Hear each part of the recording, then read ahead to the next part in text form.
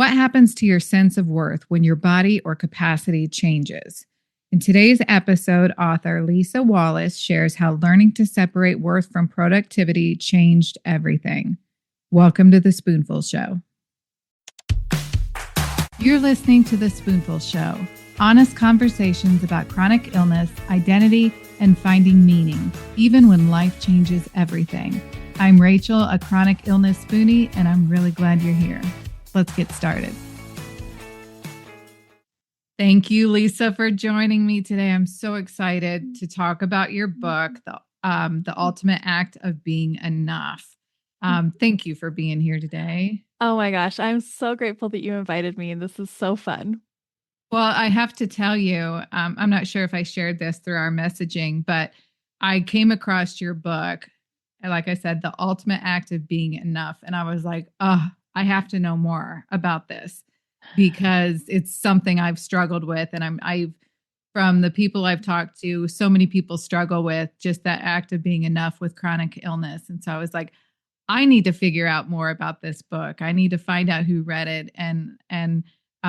So yeah, I reached out to you, and I'm so happy that you decided to come on and talk about it. So, oh my gosh, thank you. Yeah. So for those people who aren't familiar with you, let's just start by having you introduce yourself to our listeners. Tell us a little bit about Leisa.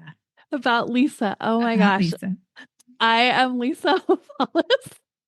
I grew up in a little small town in Hiram, Utah. I live in Vernal, Utah now, which is like 3 hours east of Salt Lake City, just in the little desert. And a few years ago, I was diagnosed with aggressive onset multiple sclerosis. You know, a lot of people, it takes years to get diagnosed. Me, it was within 24 hours. I started with a little tingling in my toes. And by the next day, I couldn't walk. I couldn't swallow. I couldn't feel my hands. I couldn't feel my feet. And it really threw me for a loop because I am such a high achiever. I found my worth in getting things done, like so many of us do. And I really had such a struggle with figuring out who was I now I couldn't do the things I used to. And so that's what started my research into what eventually became the ultimate act of being enough. So that's a little bit about me. Oh, and I love baby goats. Oh my goodness. Do you have some? Oh, yes. And I'm so excited for the spring when they're going to be born again. And yeah. That's and awesome. I have a husband and kids too. I don't know why I forget about them. The goats always come before the husband and kids, right? I mean, they're so cute. That's awesome. Do you have other farm animals? You just dogs and cats and goats and fish. But my husband's a farm boy. We would have it all. We would have it all. We farm and do all that kind of stuff, but dry farming. Awesome. Awesome. Well, I got to read your book, and like I said, just the title of it kind of struck me, but in reading over it, it's such a good book just about kind of digging yourself out of that post-diagnosis grief. And so to talk a little bit, you mentioned aggressive onset multiple sclerosis. I have multiple sclerosis too. Aggressive onset MS, is that the same thing as MS? It's just those situations where it came up very quickly?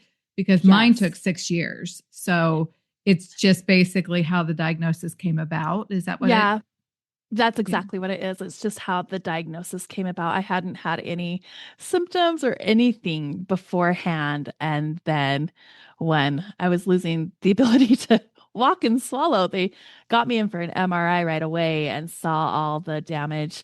And they always say it lit up like a Christmas tree. All the lesions. Never good.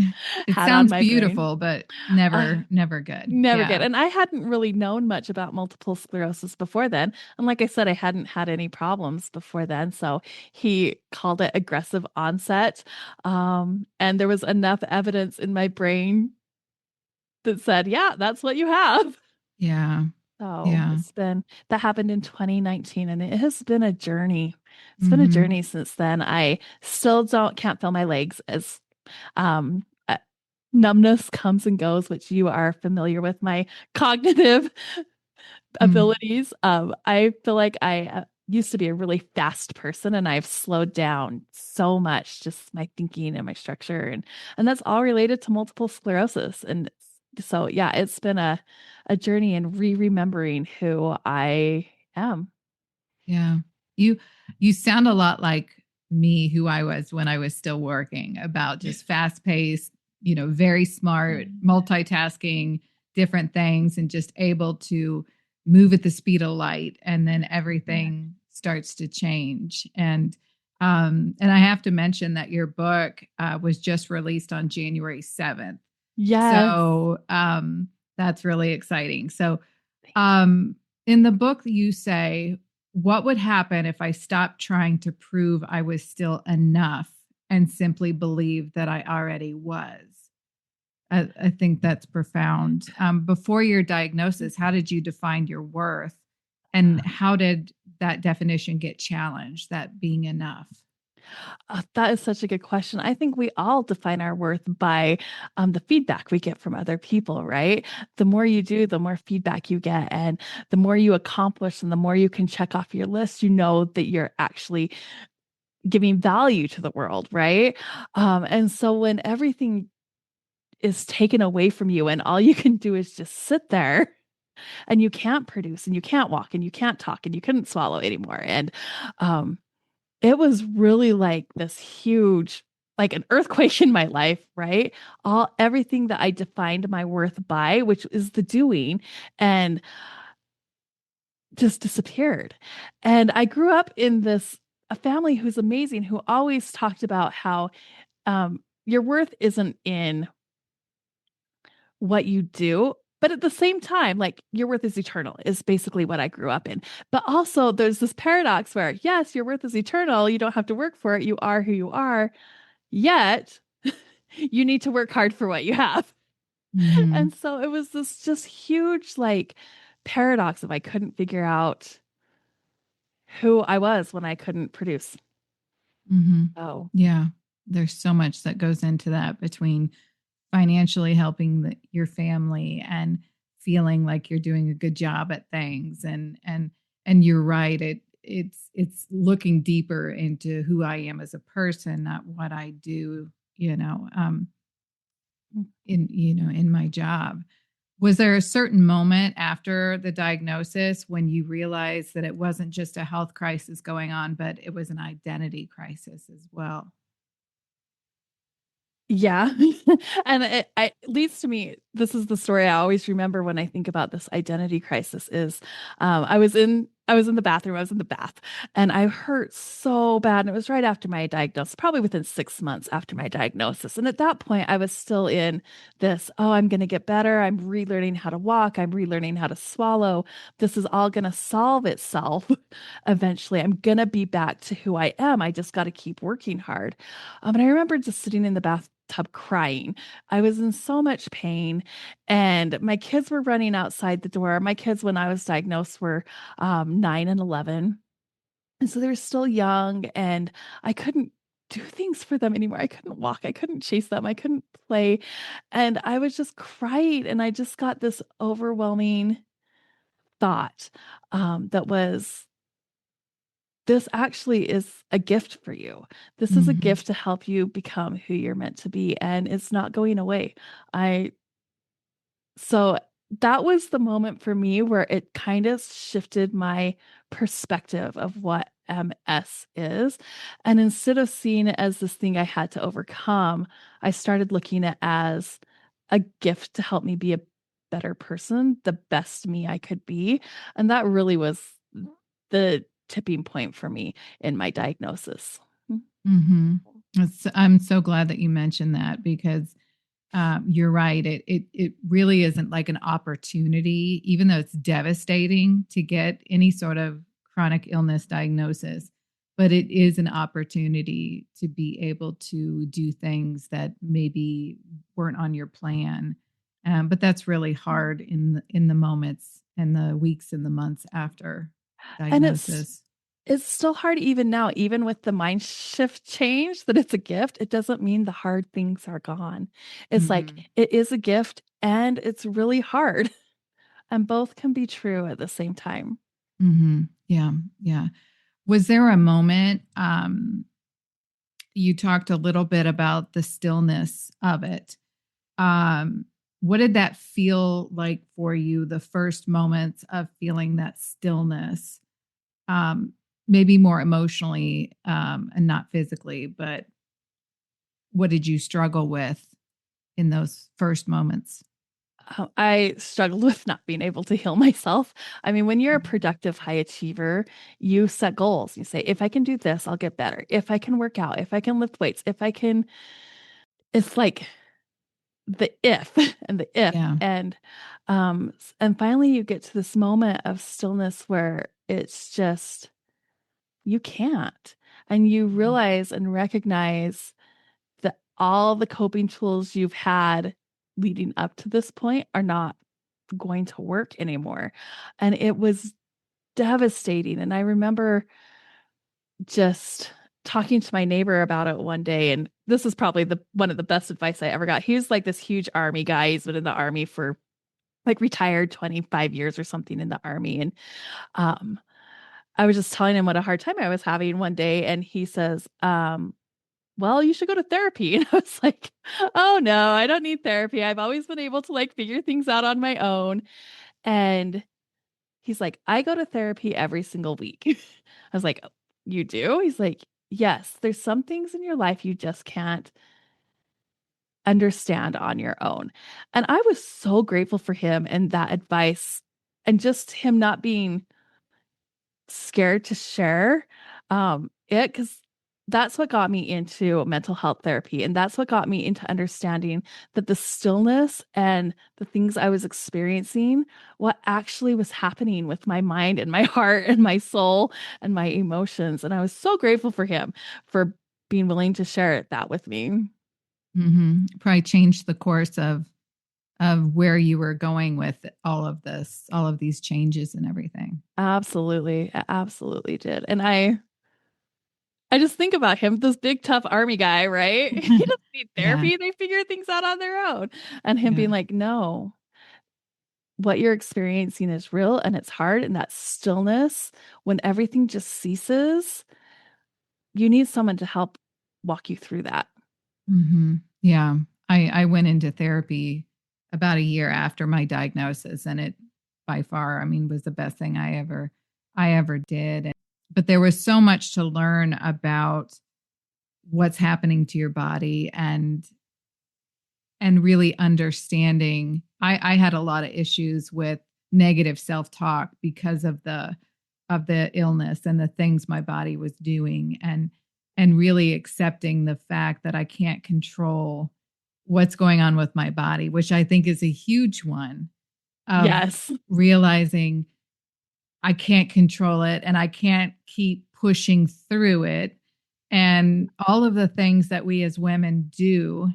And really, the stillness that you talk about is really important to understand rest, and giving yourself stillness to be able to kind of allow your body to kind of rest and things like that. So I'm glad that you found the goodness in talk therapy, and it worked great for me as Yeah, it well. was it was fantastic. In fact, if anyone's diagnosed recently, I would encourage you to see somebody just to talk about what you're going through. And in that stillness, this is where part of my book comes into play too, is realizing that I was worth the same being still as I was being busy.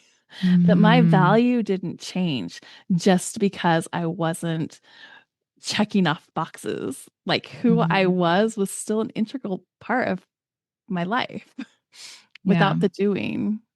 Yeah. Sometimes when you get that diagnosis, you're filled with, I have MS, I am a patient, I am all of these things that go in the bubble of the chronic illness, and not understanding that, I'm still the warm, capable, funny, nice, kind person that I was before. And that's what I really enjoyed about your book, is really kind of breaking all that down into questions to ask yourself, and to be able to get back to that the person that you still are. Yes, absolutely. And I think we forget in all the doing who we were to begin with. And so MS has been actually a really great thing for me because I've had to refocus on, okay, who am I and what value do I actually give the world? My day job is a business advisor for the Women's Business Center of Utah, and it is amazing. But I work with women all day long who they know what they're giving the world. They know their to-do list. They know the sourdough bread they're giving, and they know the shirts they're selling and they know the production companies they're running. But why? Why are they so good at doing that? And that comes back down to who you are to begin with, what you were born with. I know I was born with creativity. I know I was born with faith in other people. Like I just believe in other people. I rarely think poorly of other people, and it's something I was born with. Faith in God, faith in myself. I am really, really good at overcoming challenges and thinking outside the box. And those are things I was just born with. And when you know those things, what you do with your life doesn't matter as much as making sure that you do it with who you are. So Mm-hmm. I'm a business advisor, but really I'm a cheerleader for people.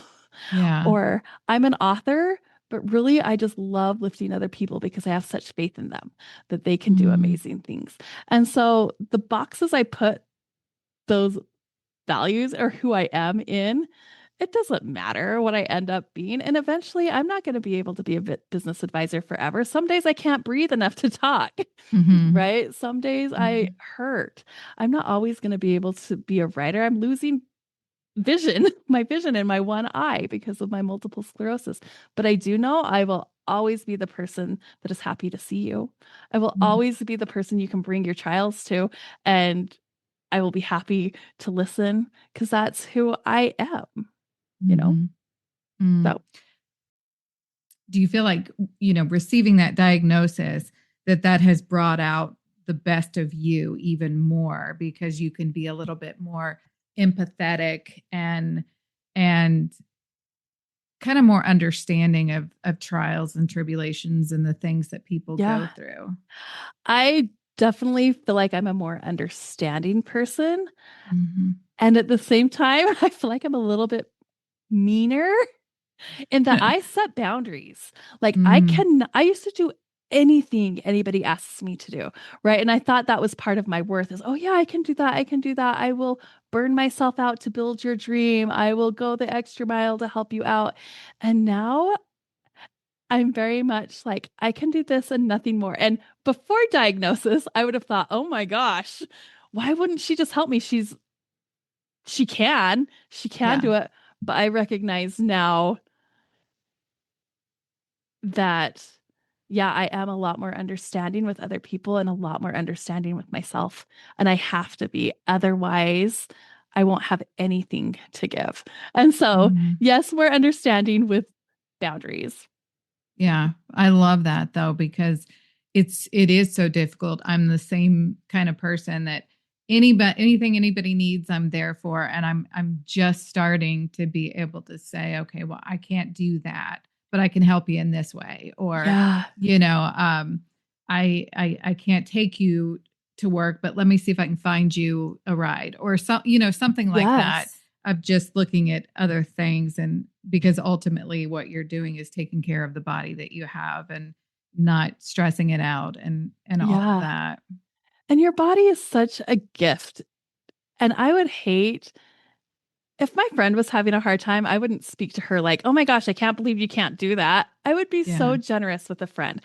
And so I've started thinking of MS as a person, and I know this is going to sound so funny, but I'm imaginative. I have a huge imagination, I right? love where you're going with And this. so I MS is this little person who lives in my brain. I call her Mistress. Her name's Mistress, because she comes in and ruins my life. But she doesn't really. She doesn't really. Um, because when I see her being sad, when I see MS really struggling, the part of me that has faith in other people is so much more compassionate to Mm, her, which is to my own self, right? The part of me when she is in a lot of pain, of course I'm going to let her rest because that's what I would do for a friend. And so that's one way I've learned to help set boundaries for myself and understand and really flesh out, okay, just because I can't do what I used to do doesn't mean I need to beat myself up because MS is a part of you and she is real and she just wants to be loved. So stop like hating on her. Like, I cannot tell you how much I love that. And it makes so much sense. Oh my gosh. Yeah. That's one I'll carry with me, just so you know. So I love that. Yeah. You. Are you looking for merch that speaks to your truth and makes you laugh? Spoonful of Strength has you covered. Literally. From t-shirts and hoodies to mugs and magnets, every design is made for the chronic illness community with heart, humor, and a whole lot of strength. Funny? Check. Inspirational? You bet. Illness specific? Absolutely. And the best part? I can personalize any design or create a custom shirt for you for no extra charge. So whether you're laughing through the pain or wearing your diagnosis with pride, our designs are funny, fierce, and illness specific because being chronically ill doesn't mean being chronically boring. So if you want a sweatshirt that gets you, head to spoonfulofstrength.etsy.com. Now that's spoonful with 2 L's. Use code podcast for 20% off your entire cart. Why do you think that women especially have a harder time believing that we're valuable even when we're not producing? Oh my gosh. I feel like it's probably historically just engraved in our system. And like I said, I work with real high achieving women every day in my daily job, and we just are like that. And it is so hard for us to understand that you are worth so much more than what you do. And even when you're doing nothing, you are still shining. You still shine and you still affect the world. And so really have to come to be at peace with that in a content kind of way, not in a way that is like, oh, well, I guess I have to lower my standards now, but in a way that's just very, yeah, this is who I am.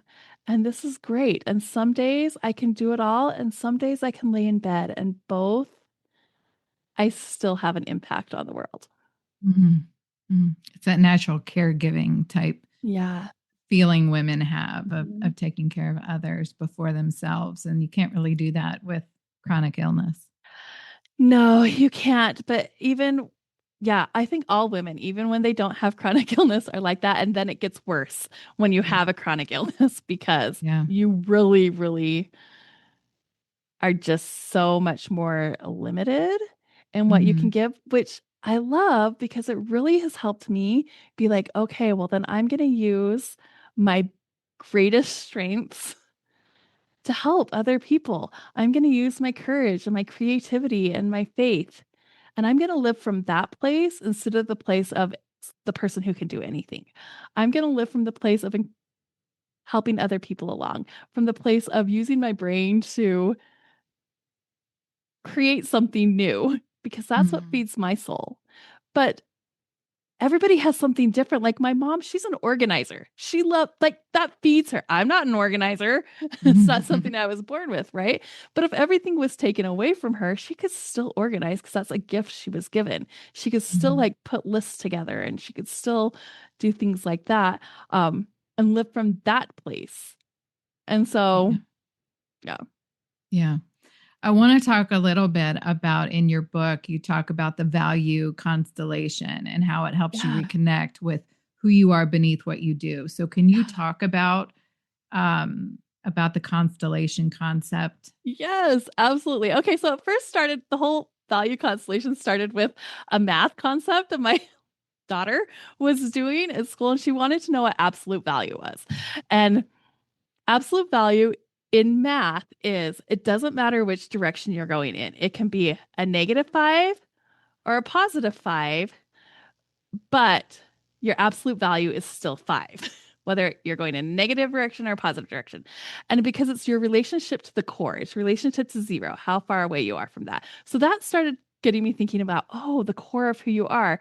Okay, so it doesn't matter if I'm going through what the world considers negative or positive things, my core is the same. And then immediately the star concept started to form in my brain about how a star is made up of hydrogen and helium. And that's what causes it to shine, right? Because of the core of who it is, the hydrogen and helium. We are made up of our intrinsic core values and core worth. Like I keep talking about my faith, my creativity, probably your love, your ability to connect with people. Those are things that you were just born with, right? And so, because of how we're made up, just like a star's hydrogen and helium makes a star shine, no matter what we're doing, we shine.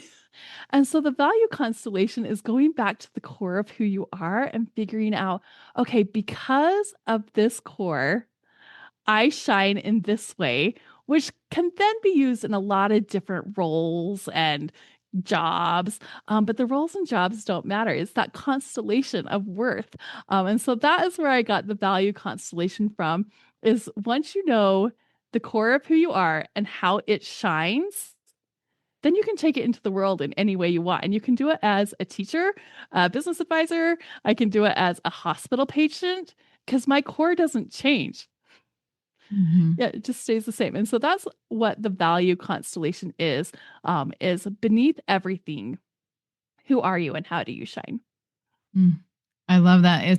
It's so funny that a math problem, Right? turn that into this idea of the value constellation, and it's Yeah. genius to think about, and it Thank really you. puts it in perspective of everything that's changed with me with chronic illness, but there is the one thing or the things that remain the same throughout. Yeah. And so it's Despite if you're having negative or positive things happening in your life, that core, that absolute value is unchanging. yeah. So for people whose capacity has changed, whether that be physically because of chronic illness or mentally, um, where do they start with configuring their constellation? Right? Well, I always start with, okay, before you ever were in school or had jobs or titles, what did people always say about you? What kind of person were you? Like I was always said I was like a really sensitive kid, which is like, I don't want to be sensitive, but it's because I had such faith in other people that when they did something to hurt my feelings, I would cry because I would never think about anyone. I just had such high expectations of them from birth, right? Or I always have been creative, and I didn't realize people didn't have stories in their head all the time until I was way, way, way older, right? And so I went back to look at who I was before school started giving me grades, Mm, before people started giving me labels. Um, so that is where I started. And then I thought, okay, well, if I have this creativity, how does it shine? And it shines in me being super adaptable. And I've mm. always been adaptable. I broke my first leg at like 2 years old. Oh my And goodness. I know I'm so accident prone. And was immediately like finding ways to still walk around, right? Because I was adaptable. Mm, And I was just born with that. And so, because of those things, because of my creativity, shining is adaptability, I'm really good at problem solving in a workplace. Right. And so, that is kind of how I would start. And I do have a workbook you can look at. Sometimes it's really hard for us to think about what words go along with us. And sometimes you just need like the definitions or the words and be like, oh yeah, that's who I am. And so I do have a workbook you can look at, but you can take like even like personality, like the Myers-Briggs personality tests or anything like that. Um, with that being said, nobody can define who you are except you and God. mhm. So Yeah. Keep that in mind too while you're doing those kinds of fun things. And I also love that you can ask the people around you. If you had two words to describe me, what would you say? And see what comes through on the other end of that. But I love how having these words can ultimately give you a sense of that feeling like you're good enough of, okay, so when I was working, I was traveling and doing all these things, and I was a manager and I did this or that, and being able to look at those traits and be able to look at my life now and say, well, I can't do that, but these are the traits that I have.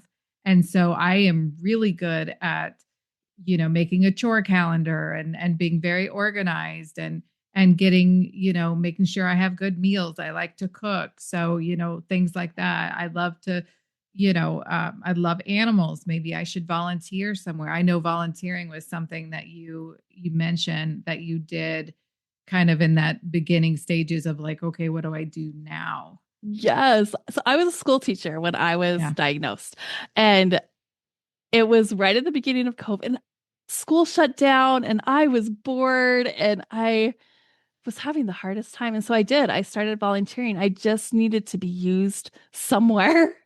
And that was even before I understood what my core worth really was. But yeah, I absolutely started volunteering, and that did turn into a job for me eventually. And it's been an amazing job because I'm able to set boundaries and things like that, which not all jobs are like that. So, sounds like a great opportunity for you. Yeah, it's an amazing job. The Women's Business Center of Utah is fantastic. Oh, awesome. Yeah. So what do you think, what does being enough look like for you on the really difficult days when MS is winning on that day and just not treating you very nice? What does that look like? That is such a good question. Being enough is realizing that it's okay. It's okay to be laying in bed. That I have worth and I still make a difference for people. And I think that's the thing. I still shine my light whether I'm laying in bed or whether I'm checking off a to-do list. And I think that's one of the hardest things in productivity. We never realize that who we are is what makes difference, not what we do. It's who we are. And that enoughness comes from that core and recognizing that. So. Yeah. Your book is definitely a recommendation for our listeners. It's just so inspiring, and it really does put a lot of things into perspective. If a listener is currently in a season that's really, really difficult, life feels like it's falling apart, what do you want them to get from the book? What do you want them to hear from you? First of all, I want them to know there's hope. There is hope, and it doesn't come always from being healed. It comes from knowing who you are and knowing your purpose in life. And I would love people to know that they're not alone.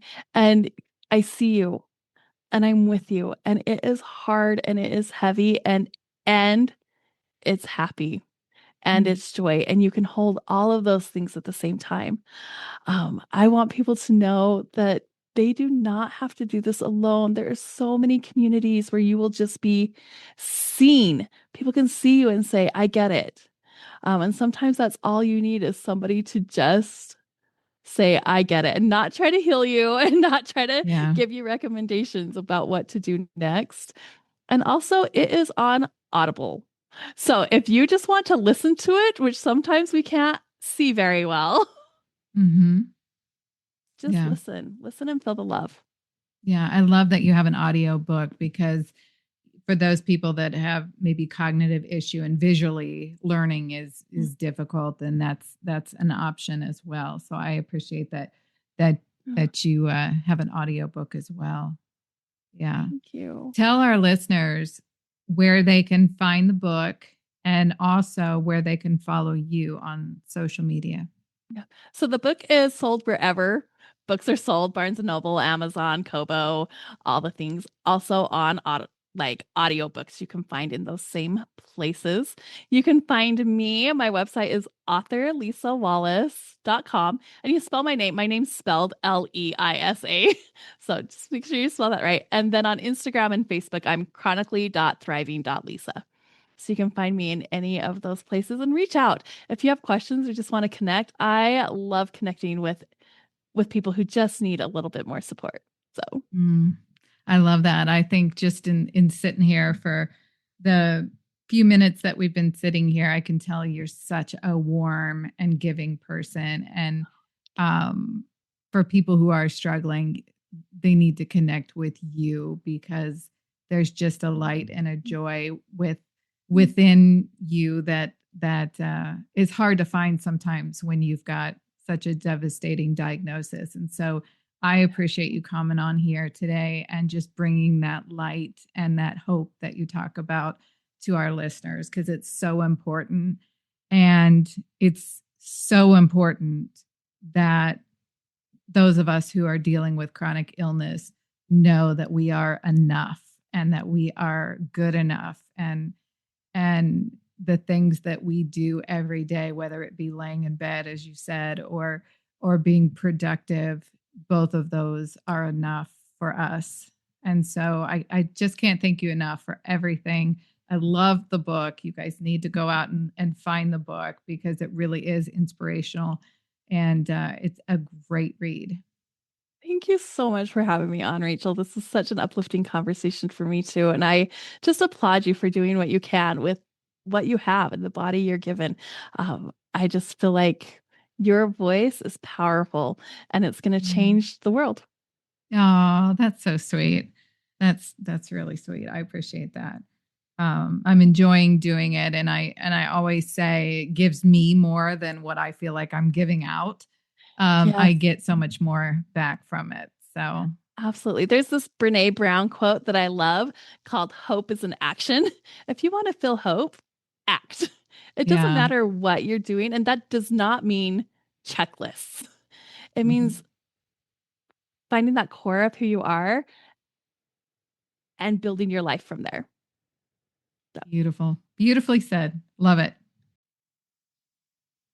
I loved this conversation with Leisa because it's such a powerful reminder that our worth doesn't disappear when our capacity changes. I don't know how many of you went through a time where you didn't feel enough because of the chronic illness. I know I went through it, and it can be a very difficult time. It can be very hard mentally. And the things that we were able to talk about today are so important to just focus on who you are as a person and not the things that you can or can't do. Whether you're navigating chronic illness, grief, caregiver burnout, or a season of stillness, Leisa's words invite us to pause and remember who we are beneath what we do. I really loved her concept of the value constellation as a way to offer a way to hold on to identity when productivity falls away, and to recognize that the qualities that make us who we are never dependent on output in the first place. So if this episode resonated with you, I encourage you to check out The Ultimate Act of Being Enough and to sit with the question that Leisa leaves us with. Who are you? And how do you shine? Thank you for spending time with me today. Until next time, may you keep remembering who you are beneath what you do. Take care. Thank you for listening to The Spoonful Show. Follow the podcast so you never miss an episode. Leave a rating, review, and comment. Connect with me on Instagram at Spoonful of Strength and TikTok at spoonful.of.strength. Remember, that's spoonful with 2 L's. Shop customized t-shirts, sweatshirts, hoodies, mugs, and more on our Etsy shop at spoonfulofstrength.etsy.com and use code podcast for 20% off your entire cart.